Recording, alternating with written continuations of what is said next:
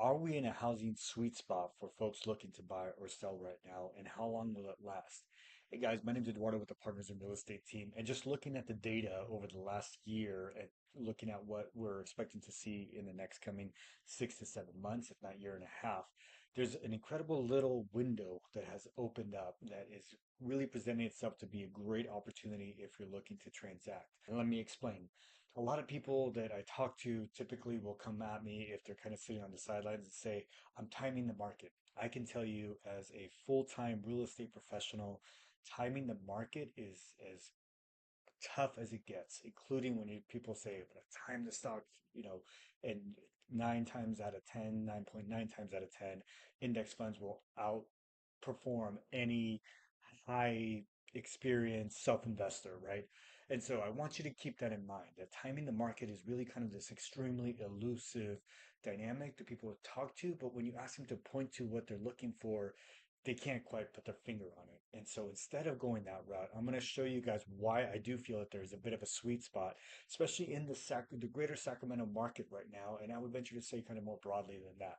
And so there's a couple of pieces that are really kind of leading me to this conclusion. One, interest rates. So, despite interest rates starting to trend in the right direction, and I can show you kind of what that's been looking like, I like to use Mortgage News Daily. So, if you're not already familiar with this website, I would definitely kind of go to it and just bookmark it if you're somebody that likes to consume this kind of information on a regular basis. But as you're seeing, we are seeing a pretty steady hold just below the 7%. We're not seeing this big precipitous decline, and we're not expecting to see a big precipitous decline. Honestly, based on the folks that I'm listening to and the data that I'm looking at, we're not going to see this start to come down closer to low, if not dip below 6 until the end of 2025. So we still have a long ways to go, right? So I don't want to project out that like, yeah, interest rates are dropping and you better dive in now before it goes crazy. We're not at that point and we won't be at that point for a long time. What we are, however, seeing is a pretty steady hold at just below 7 that's going to start bringing some people back into the market. But interest rates are still high enough that it's keeping a lot of those folks still waiting on the sidelines, waiting to see how low it'll go before they dive in. So you as a buyer can take advantage of that dynamic by stepping into the market at this moment, locking in a home, getting a mortgage at a slightly at the interest rates that we're seeing today. And there's ways that you can actually leverage the market, which I'm going to talk about right now, why there's a sweet spot in order to put yourself in position so when interest rates do in fact drop to a point that makes it make sense for you to refinance, you're already in possession of a home as opposed to now competing against a whole new segment of folks that jump back into the market. So interest rates holding where they are right now is one of the data sets that I'm looking at that is kind of creating this opportunity. It's still allowing people to transact. We're still seeing a lot of pendings year over year. We're seeing a comparable number of homes closing or going into contract.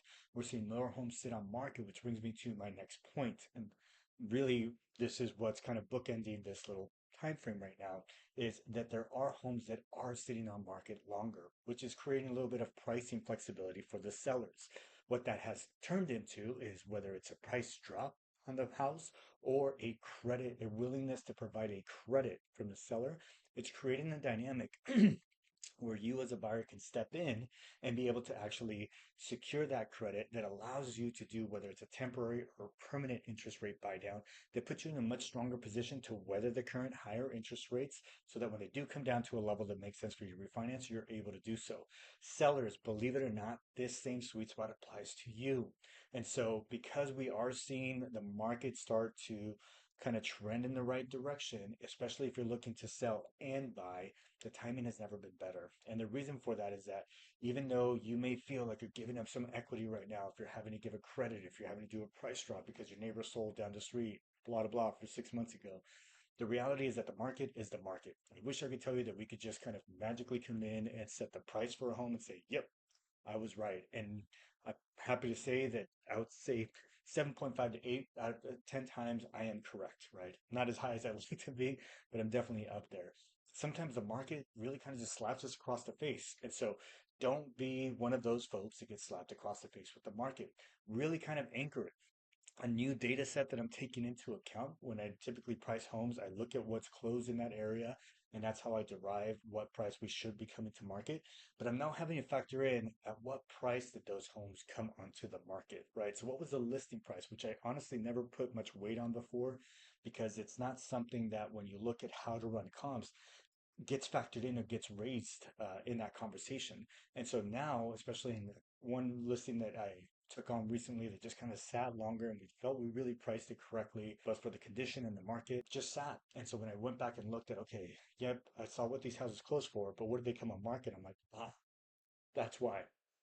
They came on market to attract at a lower price point, got enough interest in the house that really pushed it to this much higher price point, in some cases 30 to $40,000 over what they came to market at, right?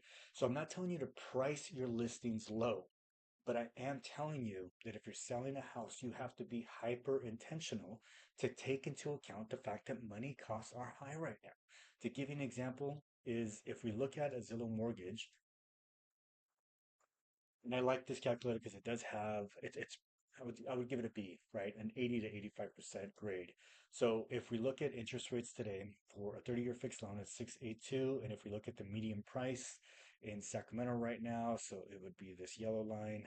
Right now, the median price is 598. Okay, and so this is July 30th of 2024. So 598 and 6.82. 598. Oops.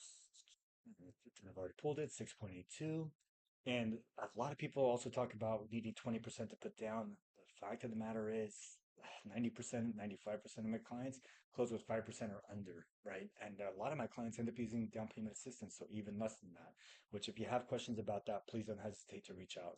So if we look at even a 5% down payment, okay, which amounts to just shy of 30,000, which is still a big number. So if this is what's holding you back from buying a house, give me a call. I've helped clients buy more expensive homes than this with as little as $12,000 out of their pocket at the end of the day. So don't let this be what holds you back. But let's just go with this scenario with a 598 purchase price, which is the median price in Sacramento as of July 30th, 2024, 5% down, just shy of $30,000, and an interest rate of 6.82. That monthly mortgage payment is 4730. It's a little inflated because the Zillow mortgage calculator calculates it a little bit higher than I would be willing to put weight on. Let's just assume that that PMI is closer to about 200 as it's calculated based on your credit score and the loan amount. And so even if we were to subtract 160 from that, you could say that your monthly mortgage payment for a $600,000 purchase with 5% down is about $4,500 a month, right? Worst case scenario, about 4,700. So when I talked about the sweet spot that we're in, is if you are able to secure, if your agent's able to secure for you a credit that allows you to do even a temporary buy down, which to me, in my opinion, is probably the better route to go to save yourself some more money, is a significant difference. So if we were to do that for the first 12 months of your loan, you would be paying as if you qualified for an interest rate 2 percentage points lower than what you would have otherwise qualified for today. So you'd be paying a monthly mortgage for the first 12 months of your loan at 2 percentage points below, which would be 4.82. And you can see what that does to your mortgage payment. It drops it from 4730 to a flat 4,000, right? So that's $700 in savings over the first 12 months. That's $8,400 in that first year that you end up keeping in your pocket, being able to have available to put towards any kind of repair work that you're trying to do or chip away at some other debt that you might have in the second year. So starting month 13, it goes up by 1 percentage point, right? So you'd be paying as if you qualified for 5.82. It goes up to 4,300, right, for that next 12 months. By the end of the 24 months, at the start of the 25th month, it comes back to what you would have otherwise qualified for today, which would have been that 6.82. And so that's when you finally jump back up to the 4730, right? It reset to 4500. But nevertheless, you could see how big of a difference, how much pressure that takes off of you to be able to pay at a loan that's 2 percentage points below what you would have otherwise qualified for today. You can, of course, use that same seller credit to buy down your interest rate, right? More permanently. It typically comes at a rate of 1% of the loan cost.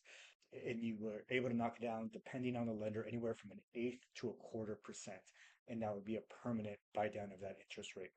The great thing about either of these strategies, and particularly this 2-1 buy down, is that it puts you in a position so that when interest rates do in fact come down to a level that makes sense for you to refinance, you've been saving some money during that time frame. And so now you refinance, now you lock in that lower rate for the next 30 years and you're off to the races, right? So that's the sweet spot that we're in. I'd venture to put the sweet spot timing for the next being available for the next 4 to 6 months. So it's not like something like call me right now or you're going to miss out. But it is something that if you are thinking about jumping into home ownership, or not jumping in, that's the wrong phrasing, thinking about becoming a homeowner, stepping into home ownership, give me a call or talk to a lender, talk to a realtor, because the sooner you can have that conversation, the sooner you can get some clarity as to what you'll need to succeed in that path so that you're not waiting until you think, well, I'm waiting until I pay off this credit card or I'm waiting until I do this over here. Don't. Because the fact of the matter is, you doing that may still result in you waiting 4 to 6 months, then talking to a realtor and a lender and finding that you're still 4 to 6 months off, right? So if you talk to us today, right, if you talk to a real estate professional today, the sooner the better, the more concrete of a plan you can have in place so that you can be confident that if your goal is in the next 4 to 6 months, there is an absolutely clear plan in place to make that happen for you and you're not just flying blind. So hopefully this information was helpful for you. Just to kind of going back to those rates in case you were curious about where the market is right now, you can see that over the month over month we've come down about 0.25%. Year over year, so about the same. So we haven't seen a lot of fluctuation over the last year, but we're starting to see it hold, which stability in the housing market, despite where we're at, is good. Right. And so we're starting to kind of see that stability start to kick in, both in terms of interest rates. And then when it comes in terms of pricing, you're still seeing that year over year, there's still significant equity being built, right? So for folks that I met last year that said, hey, I'm waiting for that bubble to burst. I'm waiting for that recession to kick in. They missed out on anywhere from $30,000 to $50,000 in equity by doing so. And there's no recession, no bubble on the horizon. So if you have questions, if you found this interesting, please feel free to reach out. Even if you're not in my market, I'm happy to answer any questions that you have. You can find me at my website, by email, text, or on biggerpockets.com. Thank you guys so much. Looking forward to your questions and thank you for watching. Eduardo with the Partners in Real Estate. Take care.